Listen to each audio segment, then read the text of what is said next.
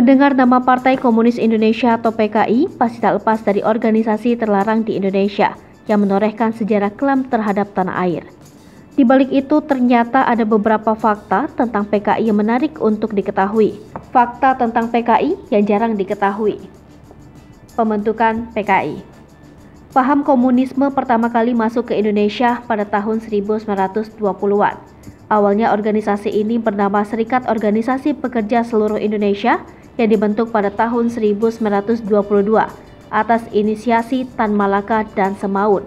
Selang 2 tahun kemudian, organisasi tersebut berubah menjadi Partai Komunis Indonesia dengan tujuan melawan pemerintahan Belanda. Ketua PKI.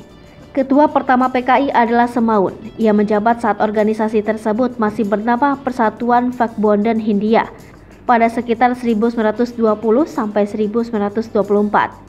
Setelah itu Muso dan Alimin menjadi petinggi PKI dari tahun 1926 sampai 1948. Setelah peristiwa Madiun, tepatnya pada 1949, Dipa Nusantara Aidit membangun kembali PKI hingga akhirnya organisasi tersebut dibubarkan dan dilarang oleh Orde Baru. Anak organisasi PKI. PKI memiliki beberapa anak organisasi yang bergerak di bawahnya. Ada Lembaga Kebudayaan Rakyat, Sentral Organisasi Buruh Seluruh Indonesia, Pemuda Rakyat, Gerakan Wanita Indonesia, dan Barisan Tani Indonesia.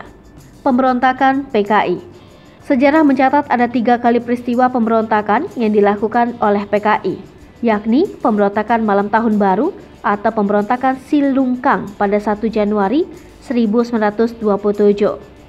Peristiwa Madiun pada 18 September 1948, Gerakan 30 September pada 30 September 1965.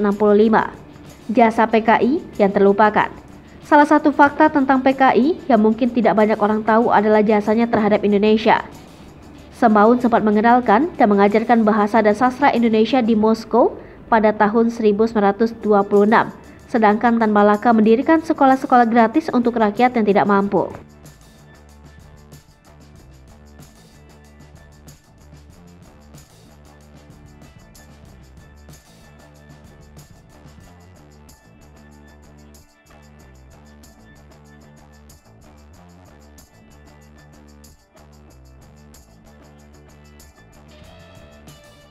Hai pemirsa Sri Popo TV, jangan lupa komen, like, dan subscribe, serta tonton terus berita-berita terupdate lainnya